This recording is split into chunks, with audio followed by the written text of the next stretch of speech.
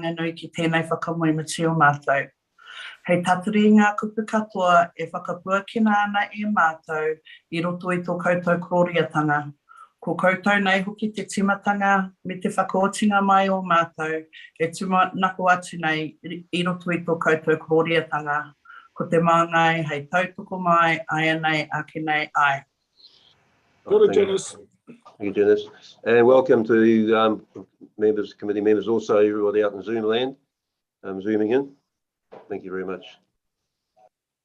We'll move to apologies. Do we have any apologies? We have one for Councillor Rankin.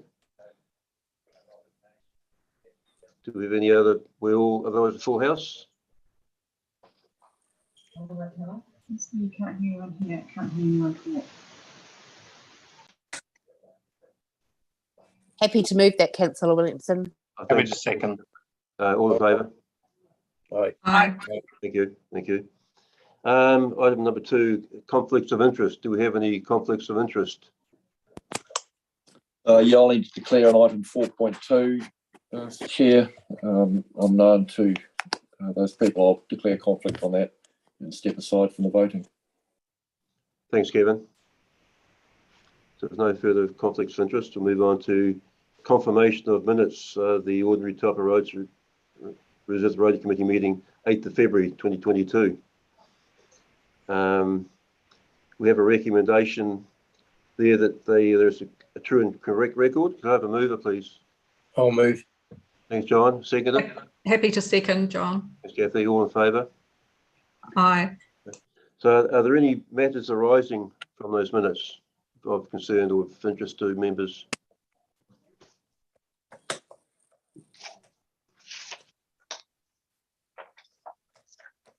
Okay, no, take it as okay. We'll move on to 4.1, policy and decision making. To receive and hear submissions on Taupō Bay Lakeshore Reserves Management Plan following one consultation. I believe Alison, is Alison going to set the scene here?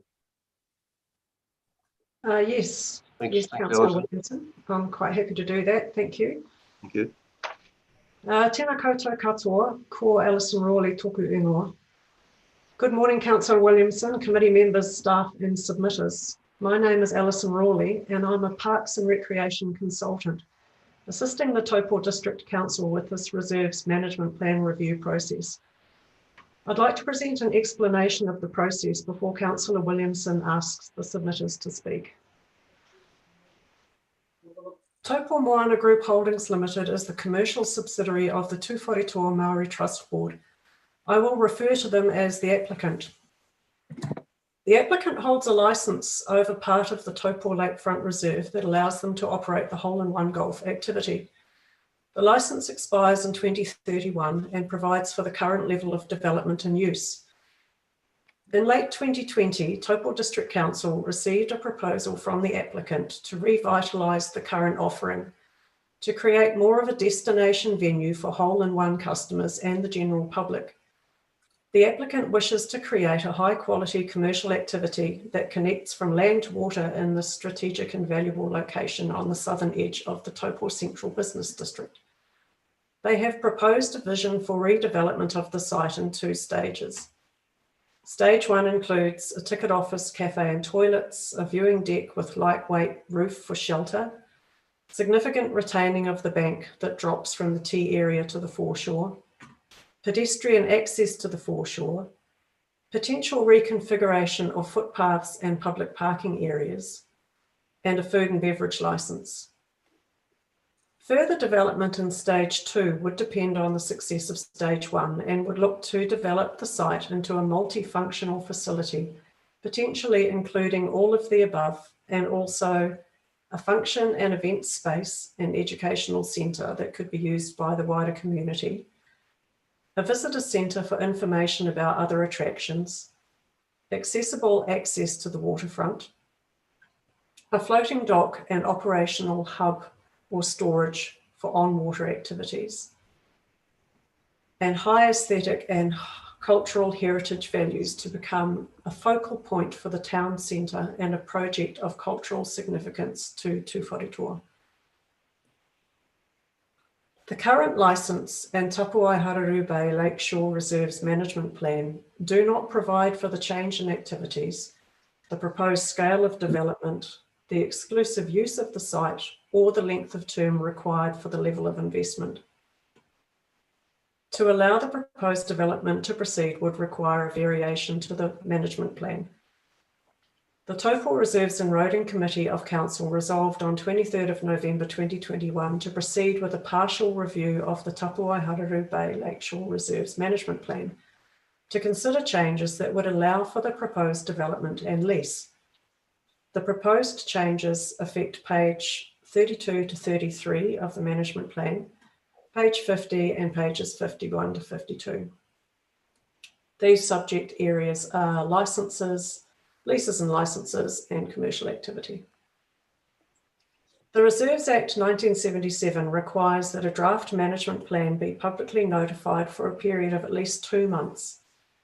The proposed amended management plan wording was publicly notified on the 14th of January 2022, with the submission period closing on 14th of March. During this time, Council received 176 written submissions and 2 late submissions. The late submissions are numbers 179 and 180. Council will need to resolve whether to accept these submissions and may wish to record the submission numbers in the resolution. 10 submitters have requested an opportunity to speak in support of their submission, and 9 of these submitters are to be heard this morning. Submitter number 174, that's Grant Donaldson, has withdrawn from the hearing. Following this hearing, the committee will consider all of the written submissions along with the verbal submissions before coming to a decision. And if there are no questions, I'd like to hand the meeting back to the chair to call the first submitter to speak.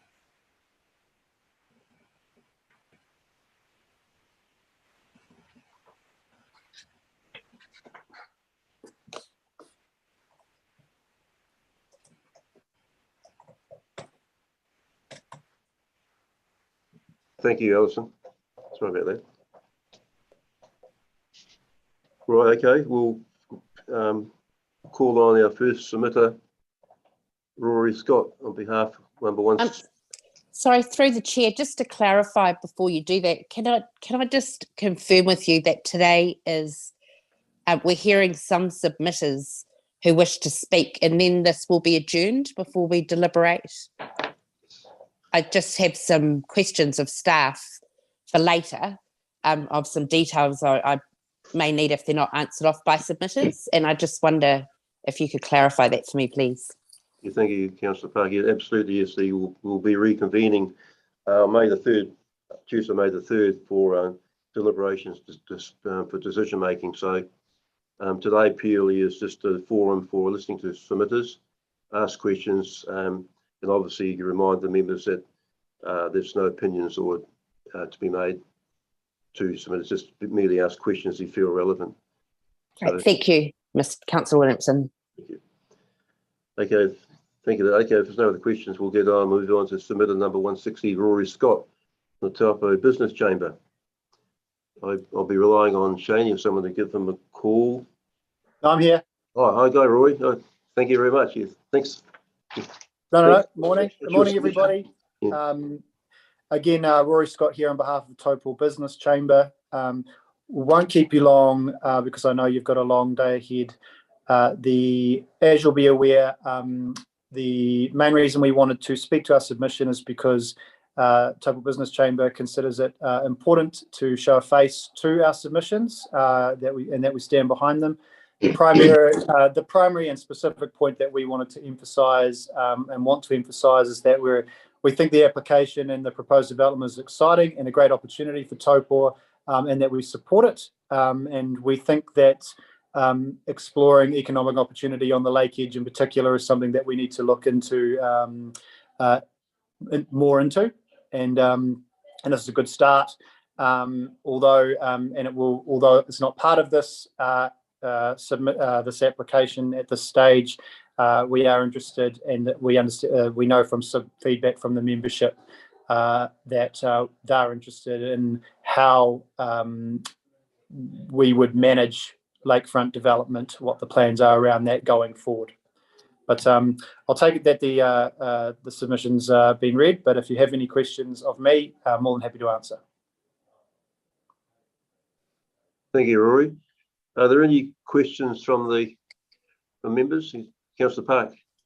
Yes, thank you. Hi, Rory, and congratulations on the new board that was elected for the Chamber last week.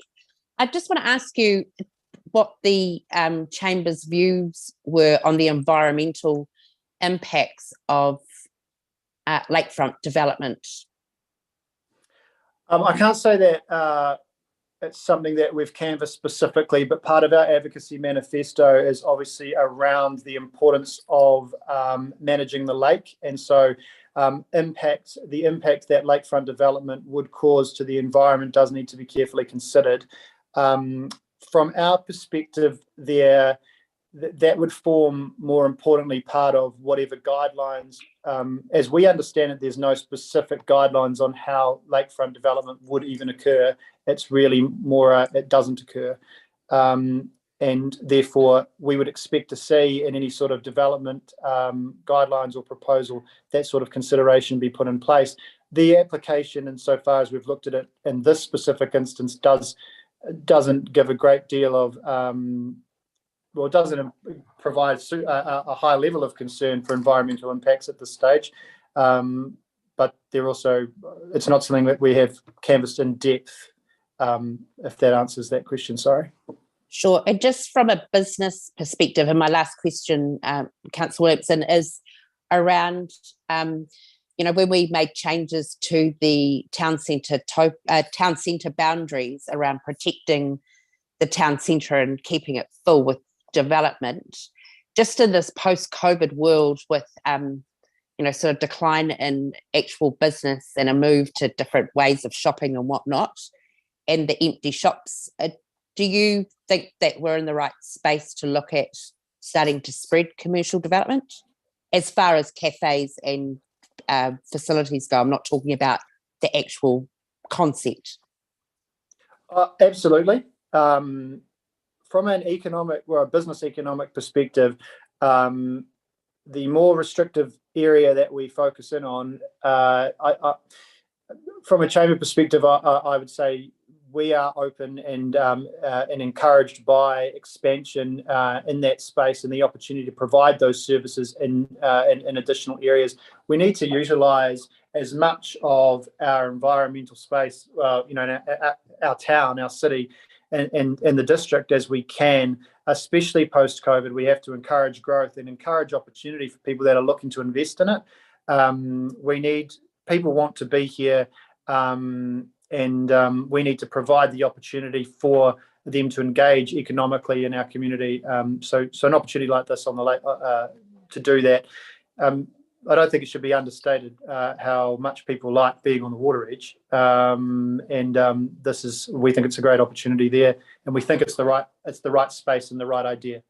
Great, thanks, Rory. Thank you, Rory. Are there any further questions of Rory?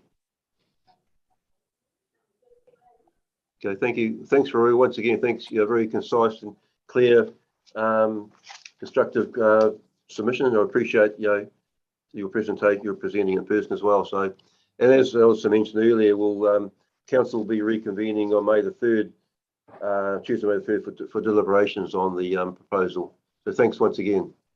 No, thank you. Thanks for your time. Thank you. Thank you. Second, as Alison mentioned previously, that we have an apology from Grant Donaldson, submitted 174, an apology. So we'll move on to Brian and Shirley Gowdy, submitted 129. Are you there, Brian and Shirley?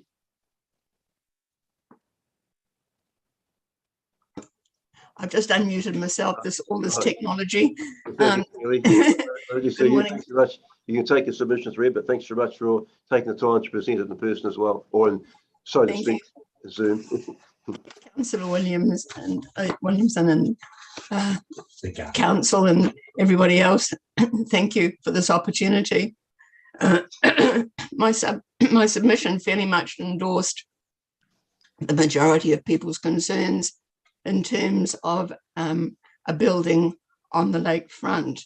And I would like to address the situation. My husband, Brian, and myself understand the desire for the hole-in-one business to weatherproof their site as they are exposed to in their current situation.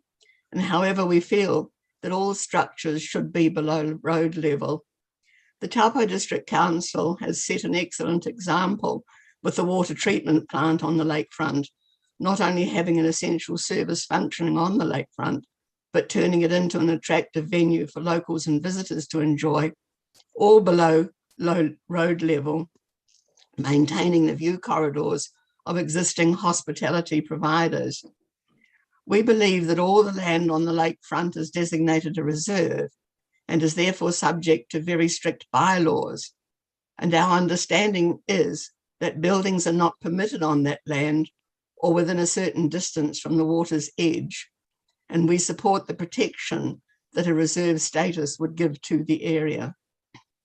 The facilities that are proposed by the Taupō Moana Group Holdings already exist within walking distance of the hole-in-one site. Food outlets, as well as the Taupō District Council provided Museum and Arts Centre, the Taupo Information Centre, the Great Lakes Events Centre, and the Superloo, which to our way of thinking makes replication of the hole-in-one site unnecessary. It is also worth noting that the Taupō District Council is investing in an ongoing town centre redevelopment program, and particularly in that lakefront area with all the food outlets, courtyards, boulevards and traffic lanes. And it's all in the interest of making the area more user-friendly by locals and visitors and to enhance the assets of lake views.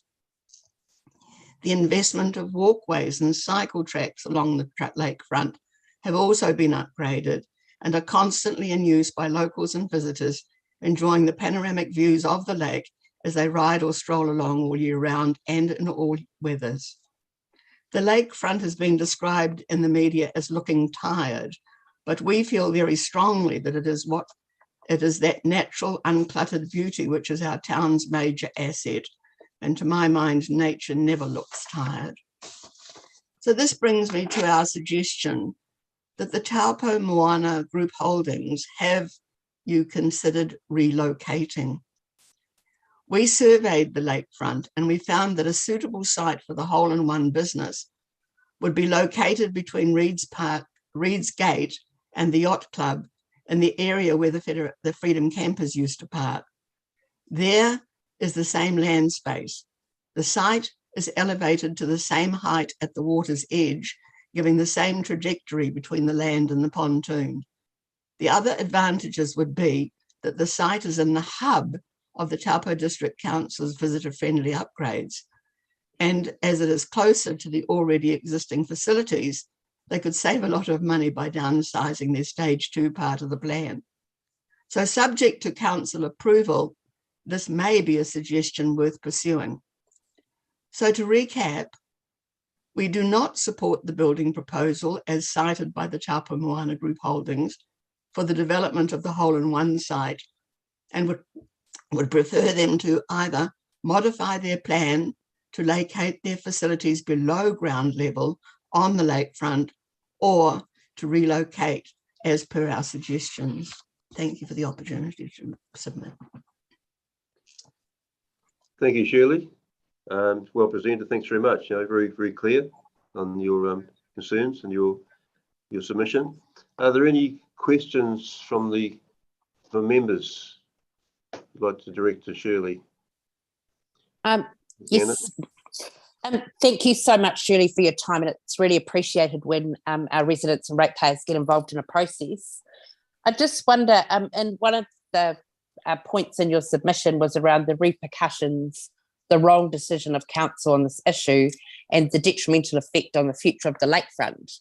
How do you see that being different from the current site to your proposed perhaps solution of moving down the lakefront towards the yacht club? Well, directly behind the proposed site is the Tongariro domain, and it's where the Lions train has its little station. So consequently, none of those facilities offer views to the lake. So the lake views are not impeded by that particular site, by any of the kind of users of that space.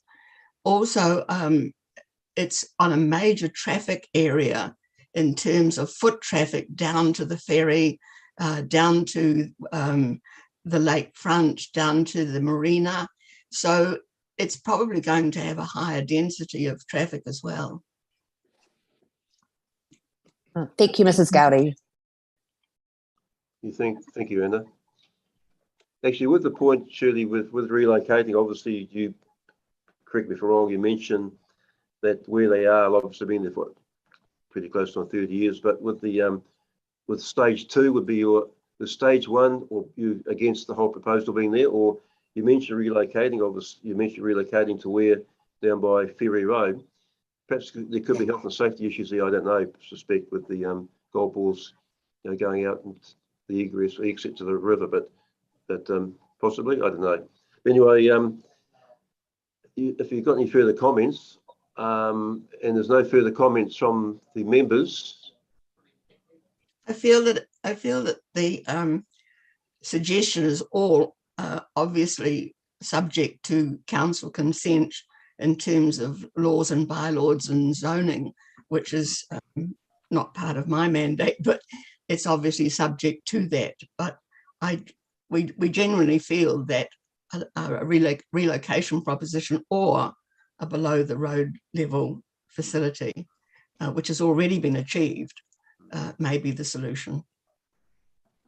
Okay, thanks very much. Appreciate you presenting personally. As I mentioned previously, we'll be reconvening on Tuesday, May the 3rd, for deliberations on the proposal. So thanks again. Thanks very much once again. Thanks, Julie. There goes Brian. Thank you.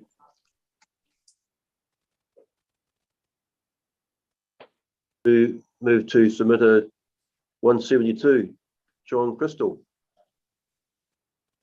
Are you there, John? I can't see you, but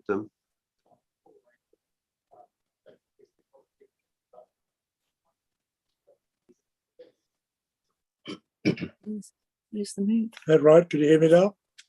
oh, yeah, we can do. Right, yeah, thank you. Yep. Are you ready? You must be Bill's brother, surely. Yeah. That's dead correct. You've got the right man. You're welcome, Bill. Yeah, thanks once again for your submission and also presenting it in person. So the floor is yours. My main concern is that this is creating a very dangerous precedent along our very, very iconic Taupō waterway. I've travelled considerable parts of the world and seen some unbelievable scenery, but to see the lake and the mountains beyond is a sight that I don't think is surpassed anywhere in the world. There's no buildings at all between Tongariro Street and the end of the beach.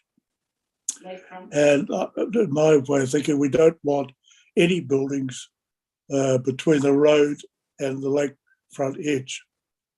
The previous lady, I think, has done an incredible job, a very thorough presentation, and I would just reiterate virtually everything she has said.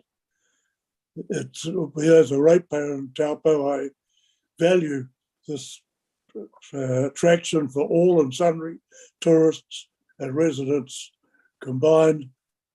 And I just get worried if you put one development there in the way of a building, it opens the door for a lot of others. And there's a lot of space either way from the hole-in-one towards the yacht club and in the other direction that could possibly be built on, but heaven forbid, I don't want to see it in my lifetime or ever. So just the word precedent is the word that I stress as far as my submission is concerned. Yeah, thank you, John. Yeah, your submission is, you take it as read, and appreciate your comments. So if there's any questions from members for John, perfectly understood. Okay. Thank you, John. Thank you. Thank you for the council for giving me the opportunity to present this. Well, I absolutely thank you for taking the opportunity, particularly to present it personally. So as I've just mentioned before, we're going to be reconvening on May the 3rd, Tuesday, for deliberations on the proposal. So thank you once again. Yep, thank you. Thank you. Okay, we'll move to submitter 161, Rodney Hutchinson. Is Rodney there, please? Yes, indeed. Good morning, and thank you very much for the opportunity to. I'll try it again. Right. So good morning, and thanks for the opportunity to speak to the submission, and very much appreciated. As you'll see from my submission, I'm generally supportive of stage one. I think stage one is very good in that it tidies up a well-established and well-used facility. Stage two, I have some concerns over, not the fact that not stage two as a facility, but more where it is. Stage two, I don't think is compatible with stage one. Stage one is a hole-in-one facility, it's golf balls, it's a driving range. Stage two provides enhanced public access to the waterfront. It provides for boating facilities.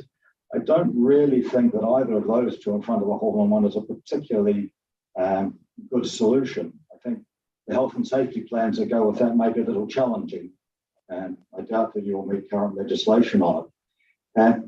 And so if stage two goes ahead, as the submission suggests, then the hole-in-one facility is probably going to have to move because it can't stay there. And so we suddenly have two facilities now being considered, not one. So we have a health and safety issue. I'm also slightly concerned about traffic management. Lake Terrace is a very busy road, and that's not going to change in the near future. And to provide a stage two type facility, and it's slightly unclear from the submission exactly what that will be, but either way there'll be significant more traffic movements. And I think that not only do we have a traffic management problem, but we're going to have increased parking and more degradation of the lakefront because of that. So we have a traffic management problem. And the third has been talked about as to a building at that point. I don't really want to comment too much further on that. So I really feel that while stage one is to encourage, stage two, not so. I've listened to Shirley's comment, and I've made the comment as well that stage two could well be looked at in a different location. Council is doing a lot of work at the moment on tidying up the lower part of Tongariro Street, and as a ratepayer, thank you. I think that initiative is very good, and I think the outcome of that is going to be quite dramatic. And might I suggest that stage two is looked at as possibly part of that development towards the bottom of Tongariro Street. It's where you're going to have all the people, you don't have a traffic management problem, and it would provide a very nice enhancement to a really quite exciting project there. So that would be my suggestion as an alternative.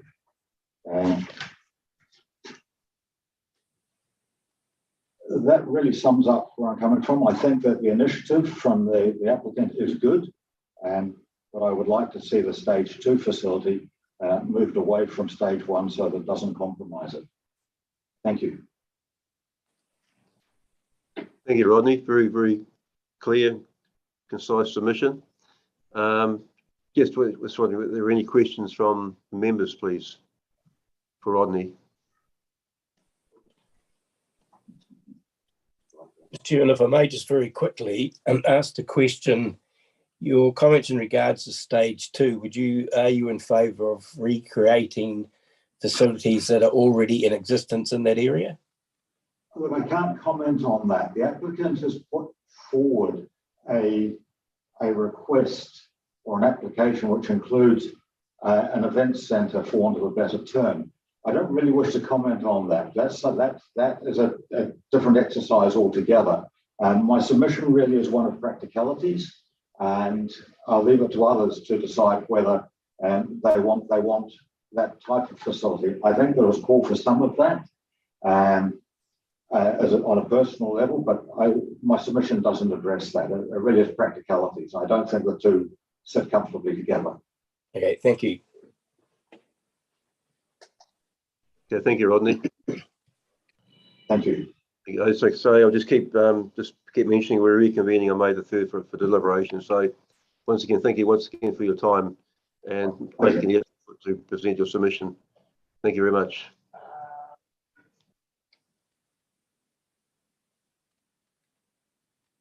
Okay, we'll move to submitter 163. Torben Landell. You there, Torben?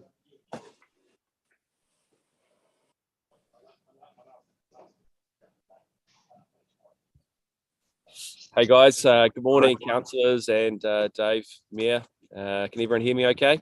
Yeah, thanks, Torben. Yeah, thank you. So I'm in support of the submission and speaking on behalf of the Landell family. This is a long-standing, iconic business that is very synonymous with Taupō, the destination. It's one of the businesses and places that everyone recognises when they come to the area, and for them to want to invest in their product in a time that's counterintuitive at the moment has got to go a long way.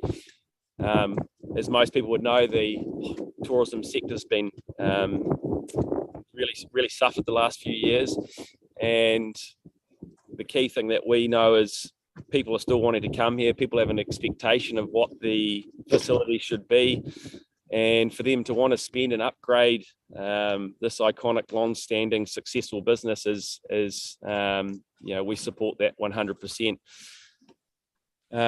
It's going to create a lot of opportunity for employment, for contractors, and there's a huge amount of positives that we feel outweigh any perceived negatives. I've listened to the submissions before me. Obviously everyone's got their views. This is one step of the process that they've got to go through. There's a long way for the Tuwhare, Taupō Minor Holdings to go, and we wish them all the support that we can on that, because it's not an easy process. We know that firsthand from the 2 Mile Bay Sailing Club.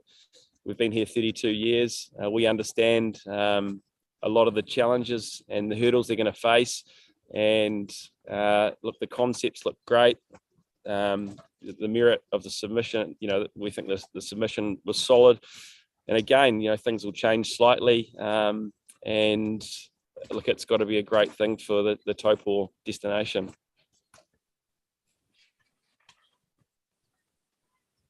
Thanks, Torben. Are there any questions from members for Torben? Seems pretty clear and well explained. Sorry, just through the chair. Torben, just going back to a question I had for Rory Scott before. Yep. And with your learnings and experience of being right there on the lake, have you had any issues around environmental factors? As far as, you've got a kitchen there, you've got public facilities. Is there anything that is something that you've learnt from, or something that we should be mindful of? We manage it really well. I think if anything, our sort of particular spot on the lake is probably one of the most maintained, because we're always collecting rubbish. We're going around, we're scooping up stuff out of the water that drifts in from storms. We manage it well, obviously, in regards to our kitchen facilities. That's audited by the council about what processes we have in place. And look, we manage the site accordingly, and have done so for a long time. So it's the most important thing to our business is is the future proofing and destination management of our site. So yeah. Thank you. And just on that, I think going forward, there wasn't a lot of detail around that in the submission, but any owner of a venue like that is going to make sure that they care for their site as much as they can.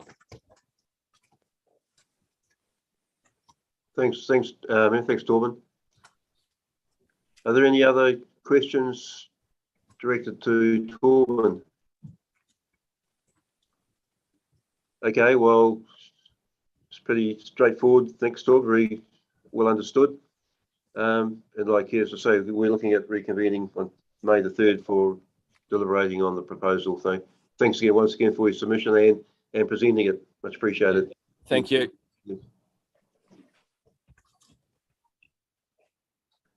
Okay, we have submitted 159, Mawina Harding. Mawina, are you there? Yep, just gotta start the video.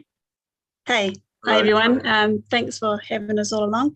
I don't support the proposal in its current state, but rather than just saying no, I'd like Taupō and the council to consider a compromise. So I understand that Taupō, their desire to upgrade their offering, because it is old and it could do with a little bit of tidying up. But I don't like the viewing deck, and in particular, I don't like the large form that stage 2 could potentially create. It's just that it's a narrow section of reserve. It's close to the road. I think it'll clutter the space rather than creating a focal point in a positive way. It could be a negative. I feel really strongly that protecting the views of our moana and maunga are important. It's important for Taupō, and somebody else talked about precedent. I'm a little worried about the precedent it would set by putting such a big structure in terms of stage 2 on the waterfront in particular and on that particular site. The idea of having access to the water at that point, I understand you can access the water to some degree as it is, but when you've got golf balls flying around underneath the area, I'm not sure that it's a good idea to be allowing bigger or further access to the waterfront, in particular right underneath the offering.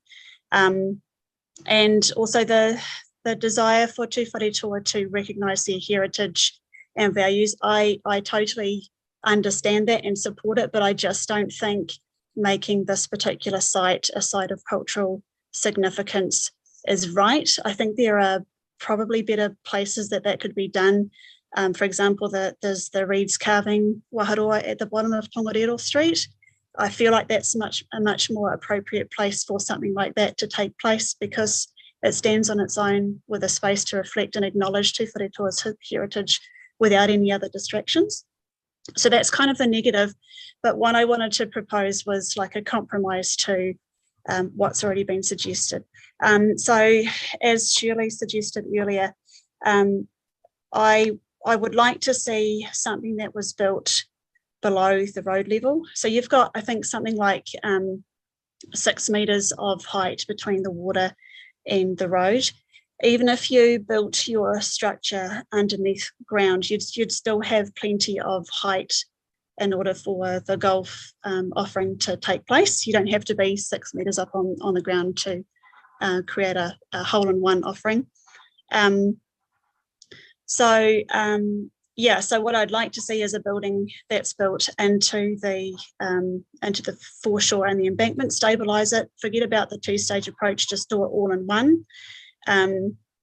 What else have I put? I'm just reading my notes, sorry. So you could put the tee boxes, the ticketing office, and if you have to, put the cafe down at a lower level. You could put seating for the cafe again at a lower level, and on the top of it put a viewing platform, just the same as what's happened at the water treatment plant. That alone is going to draw people to the site. and that'll draw people to the site to look at the view, but also to entice them to the offering. It's a compromise to having a big structure above ground. And let me just see if there was anything else. Oh yeah, so there was something I wanted to sort of, I guess, ask about in terms of the Lakeshore management plan. It was difficult to understand whether the lease terms that were being proposed to Whare within the consultation are appropriate and consistent with the leases that are currently operating, because the management plan, which was adopted in 2008, it referred to lease terms that have either definitely expired. One of them said in it, I think, that it expired, and it referred to periods of 12 years, but that was starting in 1997, so it's expired. So I guess in terms of what the council are proposing as a lease term to Whare, it's difficult to see if it's in line with other lease terms for the other 3 leases. So I guess that's what I was wanting to put forward. Thank you, Moena. Once again, a very clear and concise and well thought out submission, so I appreciate that. So are there any questions from the members?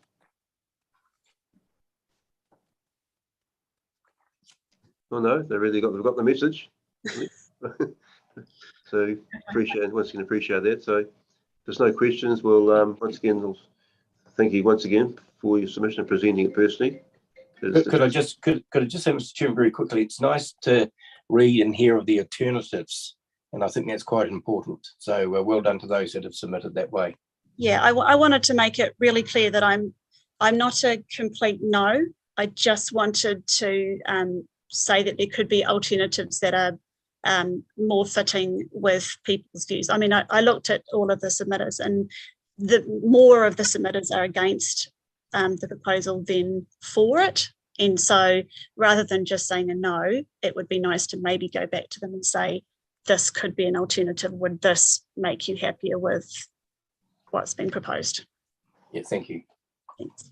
Yeah, thank you, John. Okay, well, once again, we're reconvening on May the 3rd for deliberation, so we'll be notifying nearer the time, obviously. Perfect. Thank you. So, thank you, Moena. Yeah. Have a lovely day. Thank you. Thank you. You too. Okay, we have a submitter that wants to be heard, not on our list. 169, LB Shaw. So if LB is there, come on, LB.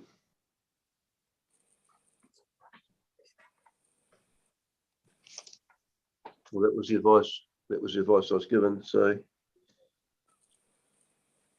no. Okay. Oh, thank you. So sorry, the LB Shore is there, and Carrie had a message from him that he was going to wanting to speak and on the list. So I don't know, LB, you're on mute, LB, if you want to take it off. Yeah, I've cleared it. Yeah, we got you. Oh, thanks, LB. Welcome. Thank you.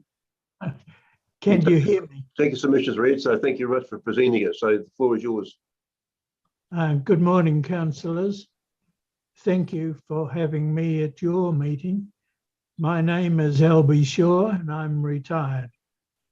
I'm extremely disturbed at the proposal to put a building at the hole-in-one site on the lake side of Lake Terrace. The view from Lake Terrace to the central North Island volcanic plateau is priceless, and the proposal to block that view is vandalism. That view belongs to all of us, and nobody has exclusive rights to block the view. In particular, visitors in the motels and the diners on Robert Street will be facing a shared rather than an iconic view to the south. The view south is something we all value and cherish as part of the Taupo experience. To diminish the view and place a structure, no matter how well designed, is totally repugnant Nobody has a supreme right to that view, and the proposal should be dismissed. Setting a new right to lakefront like this is dangerous, should others seek to gain a piece of paradise. It sets a new tolerance to priceless property and should be rejected without hesitation. This priceless view belongs to all who live here and the visitors who also value the unfettered vista before their eyes. Already, motorists must be careful of foot traffic crossing Lake Terrace. If this proposal goes ahead, it will increase both foot and vehicle movement and create a dangerous precinct where only caution was called for. Another reason to decline the proposal. I found the proposal abhorrent and a step too far. It should be stopped.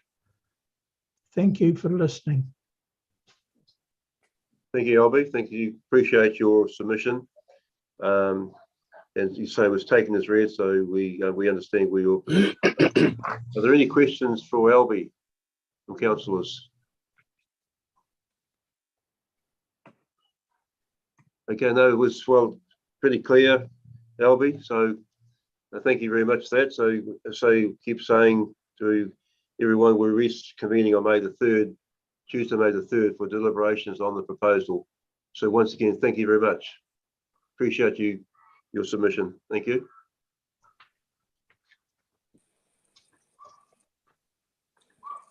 Next one, we have John Ramaka, Ruahira Ramaka, I think is the main speaker on behalf of John in the Waipahi Marae Hapu, submission 176. That's me. I'm speaking on behalf of the Waipahi Marae. Kia ora, thank you. Kia ora mai tātou. E mihi mana kia koutou katoa I te ata nei tēnā kōrua Janice Mayor David Hoki. My name is Tim Wanenui Ramaka. I am one of 3 speakers here this morning on behalf of Waipahi Marae, representing the Hapu, Ngāti Henera and Ngāti Hene Ure, who are a part of the iwi Ngāti Tūwharetoa. For those who don't know, we Ngāti Henera and Ngāti Hene Ure have strong tribal ties and definite territorial boundaries and membership demarcated by descent and ahika. Now, part of our tribal boundary includes the area where the hole-in-one business owned by Taupō Moana Group Holdings, managed by Taupō Moana Group Holdings, owned by the Tūwharetoa Trust Board, want to develop the existing site, and they require 2 things. First thing is a variation in the management plan, and the second thing is resource consents for the new buildings. The issue for us, first and foremost, is around the lack of tribal consultation as Hapu of Ngāti Tūwharetoa, with a recognised what we call mana o te whenua to the area tag for development. We would have thought, given our blood ties to the trust board, that consultation with ourselves and other Hapu should have been a first priority, way before public notification was ever given. After all, it's our tribal tikanga, it's the traditional way we engaged. It shows a sign of respect and keeps the embers of that relationship burning. It also allows Hapu the opportunity to accurately assess and participate in tribal decisions that impact us, especially where it concerns exploring economic development on our lake edge, given the potential environmental and cultural impacts that may or may not occur.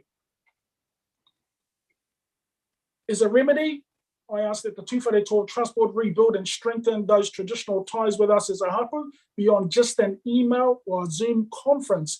And yes, I understand the impact COVID has on communication, but let's not use that as an excuse to dilute what we call our whakawhanaungatanga and return to a time where we sat across the table from each other and debated issues of importance for both iwi and hapu. Finally, I reserve the right not to make any comment either in support or otherwise until we have had that opportunity to kōrero with the Trust Board at a time and date designated at Waipahi Marae.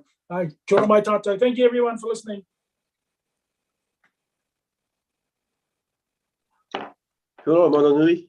Have we got other speakers that want to? Yes, I do. I've got Penny Rewiti and Nigel Baker. They're going to follow right behind me. So I'll leave it up to them from here. Thank you too.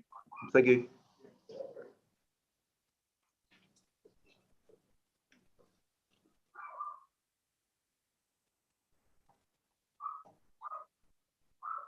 Penny, you want to start off?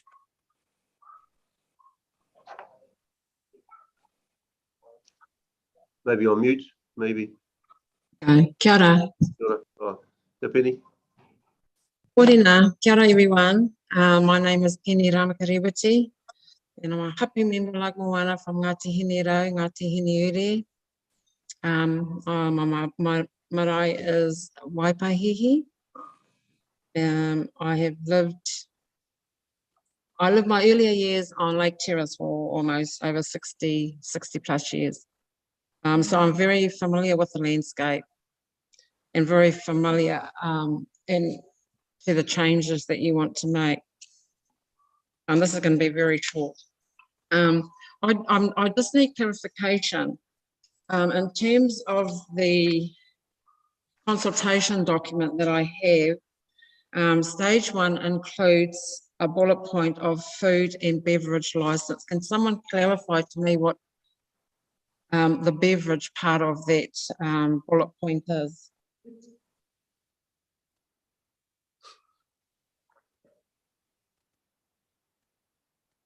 Whether anybody from I imagine, Penny, that beverage, unless it was be non-alcoholic, would need a liquor license. That would be another consenting process to go through for any other than if it's alcoholic would require a liquor license. That would be a separate process. So so it just states there that they seek to get a food and beverage license. So would that beverage be liquor? Well, that would be through the resource consent process. So that's down that's another. Okay. Yep. So that's a possibility that at some stage they will have apply for a liquor license.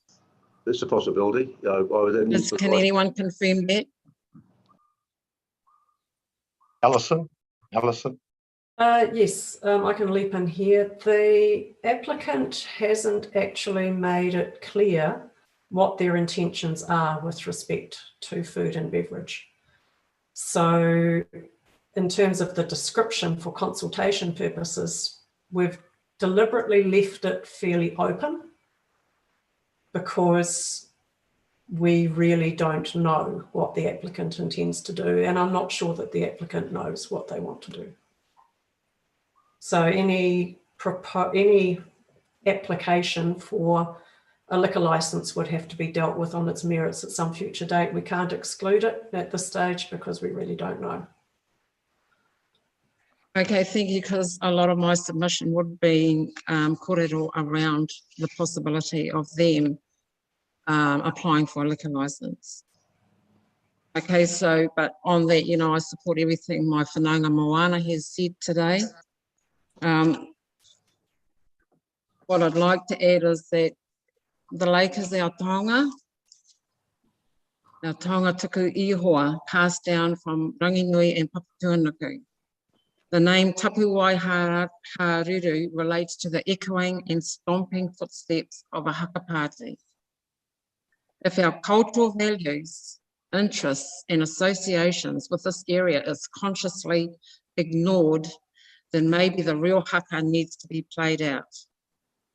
Further, I call for a full cultural impact assessment to be carried out for the whole of the Tapu Waiharuru Reserve and the Waipahihi C75 Reserve. Cultural values, tikanga, a wholesome life, whānau ora. These are more important than money. Kia ora.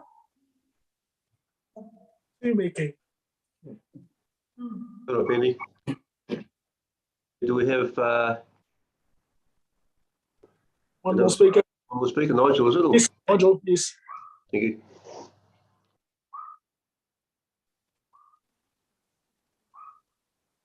Kia ora. Good night, Nigel. Kia ora. My name is Nigel Baker, and I'm associated with my two whanaunga who have just given their own submissions, and I am supportive of those submissions. They've lamented on most of the issues I wanted to raise.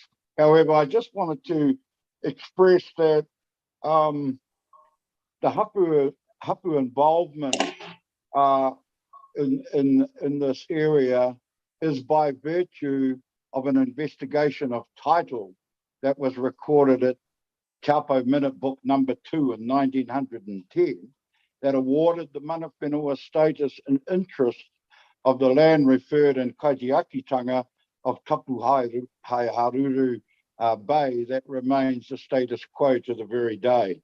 In other words, we've never conceded that right, and we are still the registered and legal kaitiaki of the foreshore.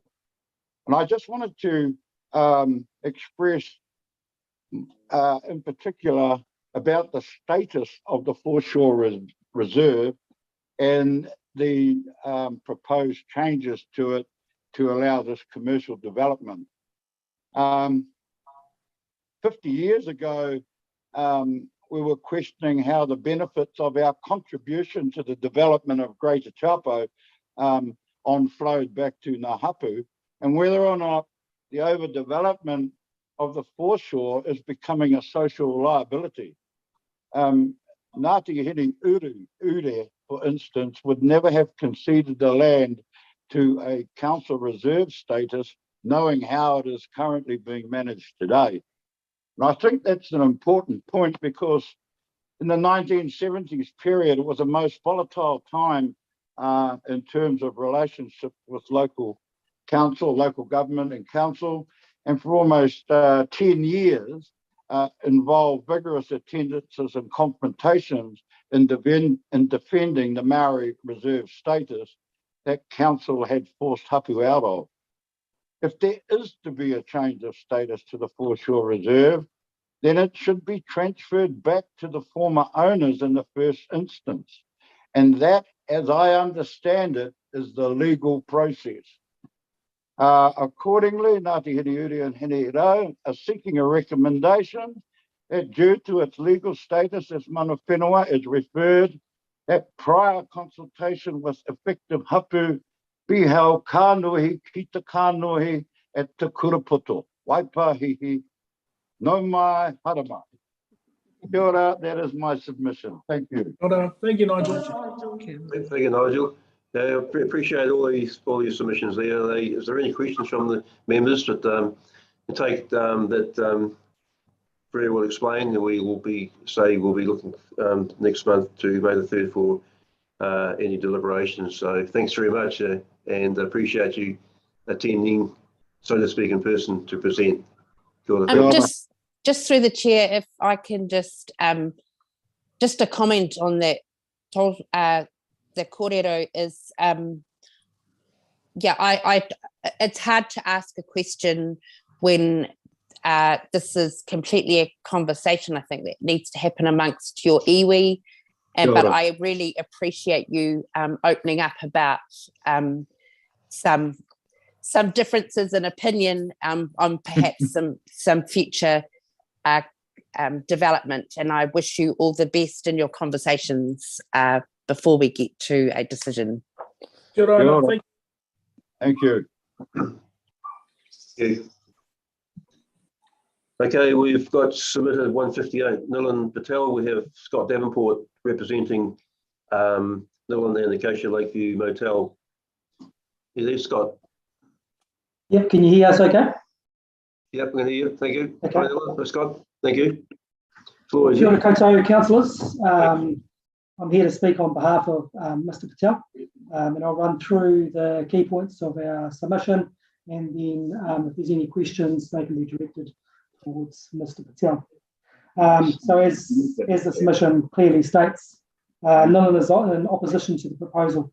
So Nilan purchased the motels that are directly opposite the site back in 2012, and he bought that existing motel with a clear understanding from the reserve management plan, and also the conversations with council that no permanent structures could be built in front of the motel.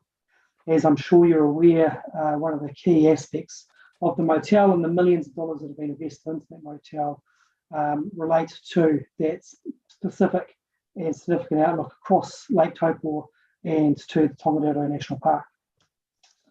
Mr. Patel is obviously supportive of tourism development within the Taupō District, and as well as the Hole in One Golf, as that obviously brings many people into the district and also supports his accommodation activity. But what he's not supportive of in any way is permanent structures, either in that location or generally on the foreshore reserve. One of the key attributes that brings people to Taupō and also to Millen's Motel is those fantastic uninterrupted views across the lake, and that provides a very high amenity and also provides access to a public shared space.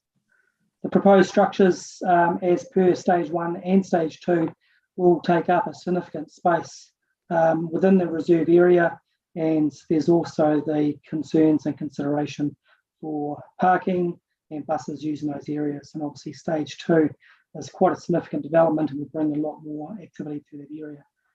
Always already aware that there is a significant shortfall of parking at time in that location, and that parking that's in that location is not just there for the exclusive use of Hole in One, it's there for the public to gain access, park safely, and gain access to that reserve area. The second part that Millen is very concerned about, and it's been raised by a few submitters, is the precedent that this creates. One, in terms of changing from a licence to a lease, and this in effect is privatising public land and locking it up for a period of 33 years, which is proposed. One of the areas I wanted to raise is what is the purpose of that reserve, and what is the purpose on terms of the interpretation under the Reserves Act. And I just want to quote here in terms of section 17.1, which states, for the purpose of providing areas for recreation and sporting activities and physical welfare and enjoyment of the public, and for the protection of the natural environment and beauty of the countryside, with emphasis on the retention of open spaces and outdoor recreation activities. So it's quite clear that the recreation reserve is not a principal purpose to be used for commercial use. There certainly are plenty of commercial activities that occur, but their prime purpose should be to enhance the enjoyment of that public space, not just for commercial activities to make money. So as I said, the purpose of the Lake Taupō Foreshore Reserve is to provide for this open space and outdoor recreation activities. And we believe the current activity in terms of the Hole in One, the current scale can provide for that and does provide for that, but those permanent structures and the ongoing development in terms of stage 2 would basically take away the enjoyment from many of those users from that reserve space. The previous submitters have spoken about the liquor licence, and Mr. Patel also has concerns about the liquor licence and what does that mean in terms of behaviour of people in the location, but also just general concerns about, again, that public reserve space should be used for families, young children, and any liquor licence, while it's a separate process from this kind of does predetermine some of those other later processes. But obviously one of the key purposes of the Sale and Supply of Alcohol Act is to limit alcohol exposure to young people, and so we wouldn't want to see that occur in that location. Just to emphasise, there are concerns about that second stage, and does this turn this into a new eyesight? What does that mean in terms of ongoing traffic, parking and safety issues? So in particular, we've already got some pedestrian safety issues across the Lake Terrace, as we saw with that tragic incident that just occurred recently with 2 people being hit by a car and killed. And so that additional activities, additional movements, additional parking creates concerns around that. The other aspect too is obviously anything that's occurring in terms of golf ball activity in the driving range then actually further prevents people's access along the beachfront, which is already occurring. But if the activity was to grow, that restricts even more users in terms of that public beach space and also in terms of bathing in the lake in front of Finally, we just wanted to speak a little bit about some of the previous conversations that have occurred between councillors in terms of workshops with the Taupō Moana Holdings Group and the strong support that councillors have indicated in the past to this proposal, and just concerns there about a conflict of interest and basically a predetermination of some of these decisions that have occurred prior to the public process. So one of the things we're asking for is that the deliberations and the final decision should be heard by a neutral party and heard by independent commissioners rather than the councillors. Through the chair. Councillor Park. Yes, thank you. And Mr. Patel, thank you so much for your submission. I have a great respect for you as a local businessman and have watched you redeveloping the site over the last few years, and thank you for your contribution to Taupō.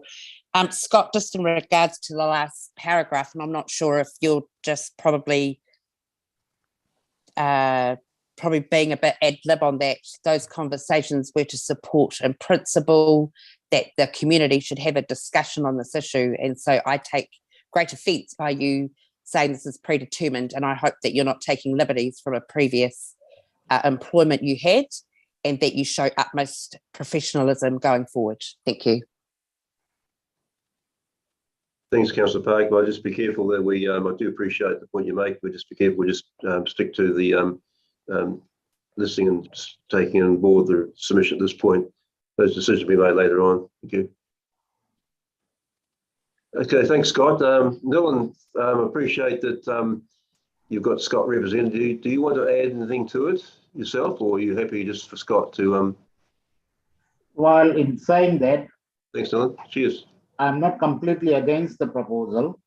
As the previous speakers have said, if it can be shifted to somewhere close to the boat harbour, then it will be a win-win situation for all of us. And while it's the stage one, the driving range is not that big of an issue, and it can be done with some engineering ideas that it can be a portable thing that can be installed in the morning and taken out at night to provide the shelter for the people who are trying to play the golf. So that's not an issue at all. But the stage two and the buildings and the permanent structures are a real concern for us. And has previously been mentioned by Shirley, that how the Taupō District Council has done the water treatment plant, and there is enough space between the road level and the lake level, that is about 6 meters of it, and that can be designed accordingly. So none of us can lose our views, and that could be a significant positive factor going forward. Yeah, thanks, Dylan. You appreciate your commentary. Thank you for giving us an opportunity to speak on this whole proposal. And if there are any questions, I'm happy to take it. Yeah, thank you, Dylan. And Scott, thank you, Scott, as well. Are there any questions from members, committee members? What more a comment, if I may, Chair? I have found all of the submitters this morning particularly helpful in terms of speaking to their submissions, and I want to issue my vote of thanks to them. It is good to hear, not just read, the information presented to us. So thank you to those who've taken the time. It has been helpful. Thanks, Councillor Taylor. Councillor Lind, I see your hand up there.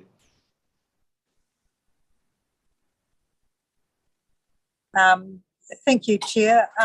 Yeah, along the lines of Councillor Taylor, I just wanted to pass comment to the submitters that we've heard from today, just to say thank you.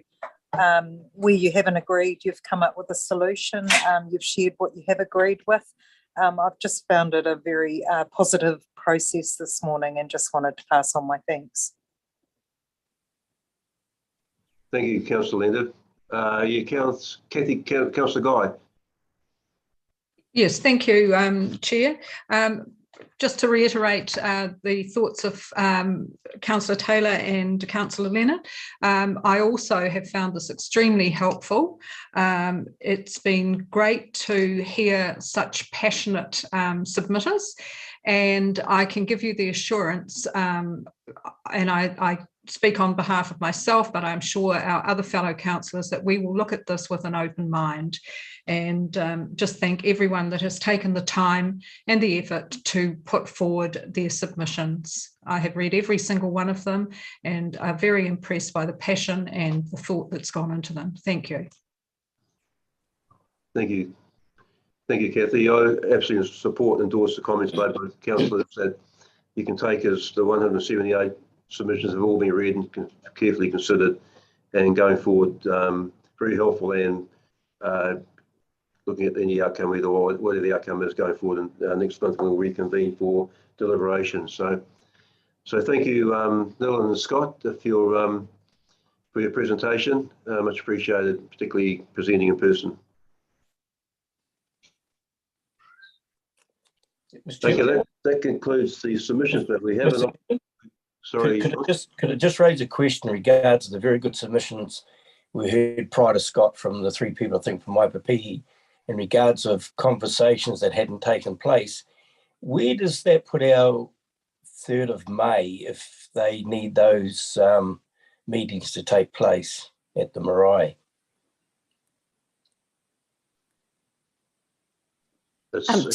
Through the chair, I wouldn't think that would be anything to do with council. That's to do with the developer and the submitter, I would have thought. If there are any outstanding issues that we need to be aware of, how can we make an appropriate decision? It's a good question. I think that probably needs to be raised or borne out through the any further recommendations between now and when or reports or recommendations before the deliberations next month, John. Okay, that's all I want to make sure we're clear on that issue. Yeah, thanks, John. We have an opportunity for Rakai from Taupō Group Limited to speak. Rakai, are you there? Yes, thank you, Chair. Welcome. Kia ora to the Mayoralty and to the committee and all those who have submitted up until now. On behalf of Taupō Group Holdings, certainly grateful for the process. It's been very enlightening for us. And I suppose going forward, I see perhaps some possibilities to get closer to council to possibly talk through where possible we will certainly make ourselves available. With regard to Hole in One and with regard to this proposal, it actually started because of our bus. Our bus, we wanted to, it's a bit old and scraggly, and so the discussion started then with our directors and myself. How can we get away from this? Also from our staff perspective in terms of getting them some shelter, and also from the normal congestion that happens during the quite popular times during the Christmas time. So we thought be nice to have a deck, so those who are watching their loved ones doing their thing could at least have some space, because as you know, those who are around in summertime, the locals, you can understand there's a bit of congestion around there on the footpath. And so, yeah, it actually ebbed from that discussion. And then we went, that was stage one. Then we went to stage two and looked at the possibility of, I suppose, a long-term dream, perhaps.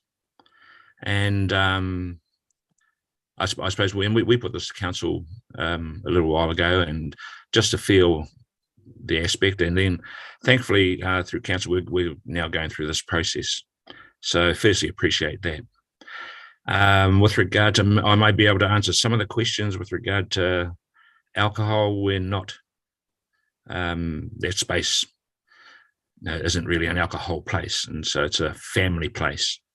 So from Taupō Group Holdings, certainly, that's not part of our makeup anyway. With regard to, I heard some cordial, some submissions around connecting with our people. And certainly we are looking to do that, and have reached out previous to this, actually on the 14th of February, and we'll carry on trying to reach out to our folk. So I do mihi to our Waipahihi families with regard to this submission. I suppose the space too, and not many people know it, is we use the space, not only that one, but also with Jollies. As you know, we've acquired that as well. We use it as a training scheme for a lot of our young ones to get into tourism.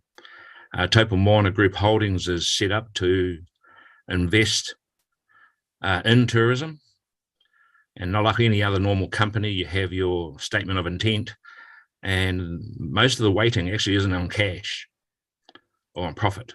Most of the weighting is our inclusion into the tourism industry, and also our training of our young people in the tourism industry. So we currently have 5 interns. We've done it for the last 3 years, who have thankfully 60% of them over the last 3 years have gained employment within our own operations and elsewhere.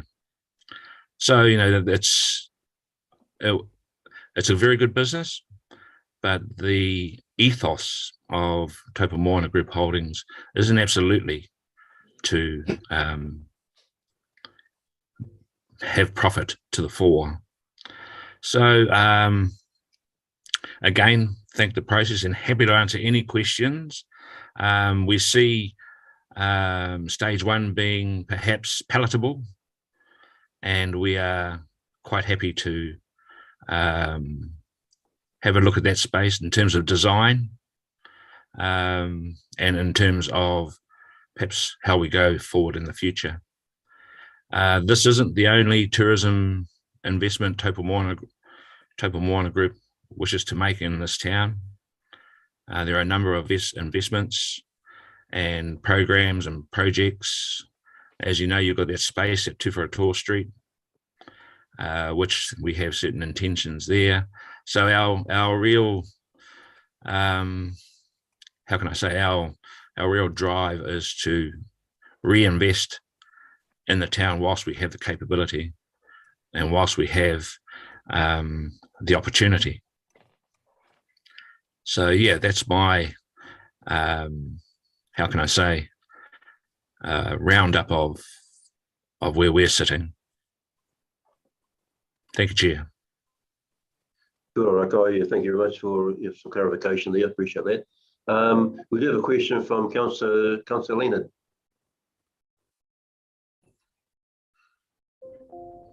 Kia ora, Rakai, and thank you, John. Rakai, I have some historical knowledge around having watched the original developer of the hole-in-one, Mr. Julian Agnew. Are you able to provide us some information? I had an awareness that he had tried to replicate and relocate the hole-in-one challenge in other locations, and it hadn't been successful. It seemed that this site was the only one that he was able to make a success out of. I just wondered, did you have any data or anything, any other information around that you might be able to share with us, just to give us some background, just relating specifically to that site and the impacts perhaps of relocating, how that might impact on your organisation? I suppose first off, it's the optimal site. It's a site where our ball collectors can safely go into the water. And if you look along the whole esplanade, there's really no, if we shifted down to across where the train is, yeah, our ball collectors wouldn't be able to get down there and with such ease. So that's one spot. And also, if you go down to the, and perhaps people like Dylan Tahoe and some of our families, once you go down by where the blue gums are, there's quite a significant cultural space in the lake that we would not want to be doing such activities.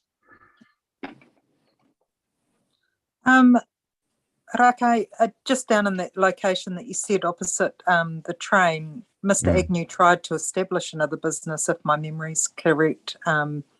Back in the day, it was a digger and a ball, and it went round in circles. And just to my recollection, the site never was effective and had quite a few issues with it. Yeah. Thank you for your time. Thank you for the answer. Yeah, thank you. Thank you, Councillor Leonard. Yeah, are there any other questions you'd like to present for Rakai?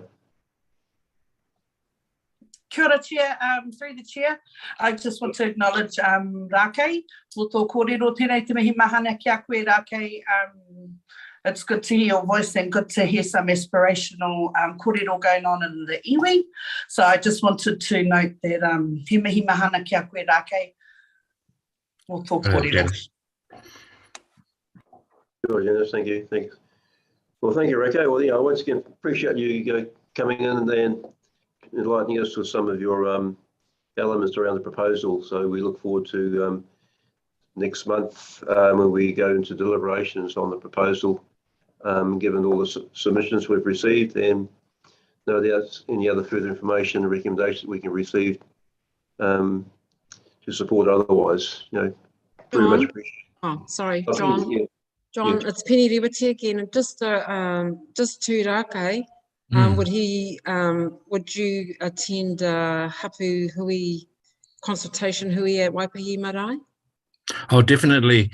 Definitely, Penny, and he mihi atu ki a koe, mo tō kōrero I tēnei wā.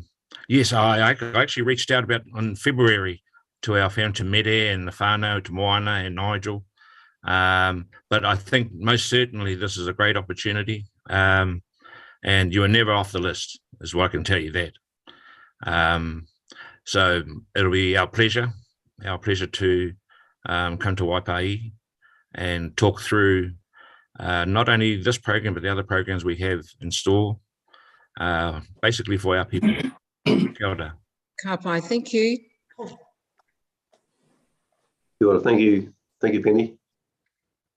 Well, if there's no further comments or questions, at this point we're going to leave the Zoom link. Sorry, just through the Chair. Yes. Just to clarify, I've been on council for 12 years and I've never had my integrity called into account by a consultant, and I'm quite upset about it actually. So I just want to find out from a process point of view, saying that we've got and this is highly emotive issue, so this is the only reason I bring it up, is going forward, and I hand on heart am doing this with a open mind and have done in all the processes I've been involved in.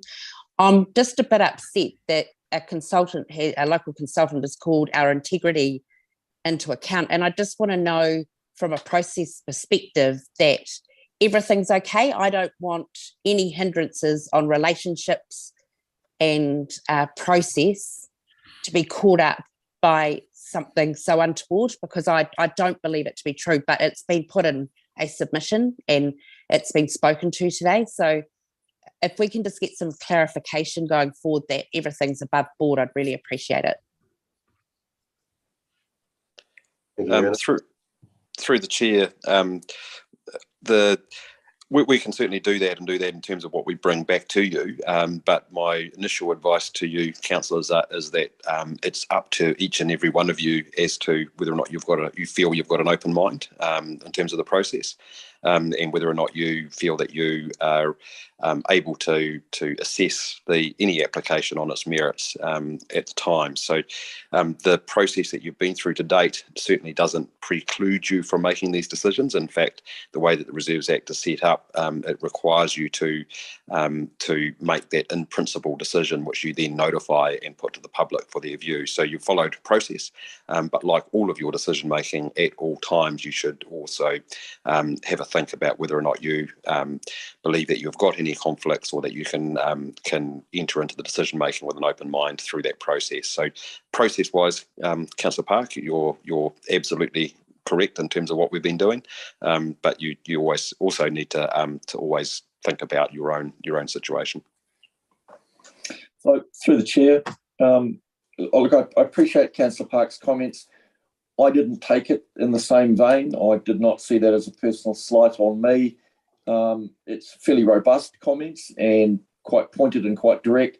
However, I think that's the nature of democracy. I don't have an issue with the comments made by that submitter or the consultant, and I think it's actually fair and reasonable to point these things out. So I take a different view of that. Yeah, no, like I hear you, but we're talking about a consultant. We're not talking about an angry ratepayer without qualification. So I just want to clarify, because I completely am open-minded in this process, but this is recorded. This is an emotive issue, and it is an election year, and I just want to clarify that process has been done with due diligence. Thank you. So again, through the chair, appreciate that.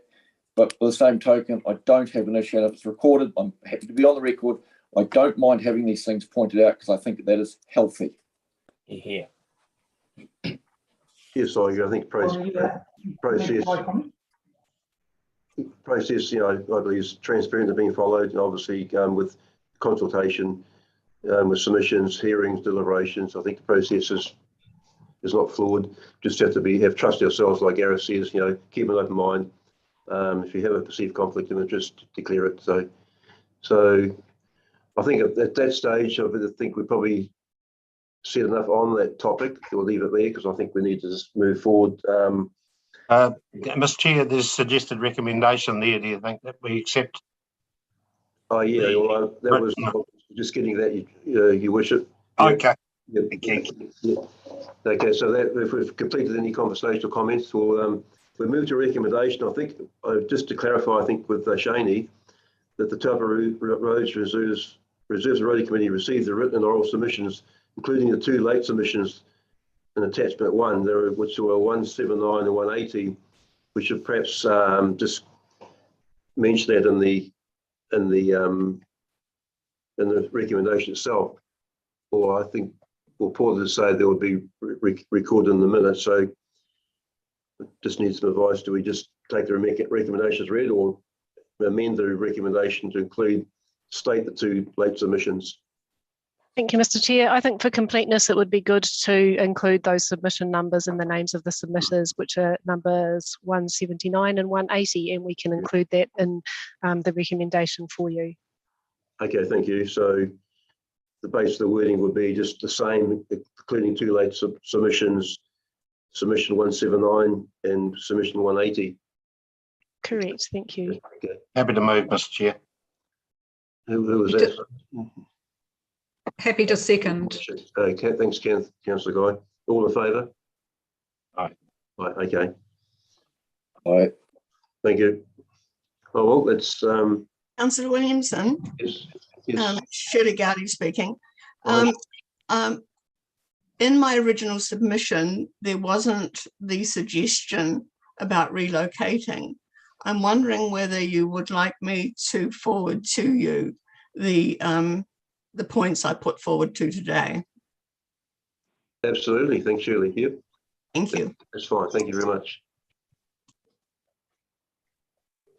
Okay, at this point, we're going to reconvene, leave the Zoom link, and anybody in Zoom land out there that wants to follow the rest of the meeting could go on to TDC's live stream on YouTube to follow the meeting. So once again, I thank everybody out there that's been there listening in, and appreciate your involvement and your interest in the whole in one proposal. So thank you very much. Sorry, John, through the chair. So you're going to take a 10-minute break, is that right? We've got our other paper reporters are here online, but 10-minute break and we all come back, is that right? 10-minute break, we find if that's the wish of the will of the committee. I think that's a good idea. Have a 10-minute break. Yep. Yep, cool. Okay. And it's all back on this same Zoom link, is that right, Shani? Correct, yes. So the members can stay on the Zoom link and have a break. We'll stop the live stream now and then we'll reconvene in 10 minutes. Okay, so 11:45, so okay. Yep, So through the chair, just so Ian and Julie and Andrew, if you can have a 10-minute break, and we'll be back next week. Thanks. Thank you.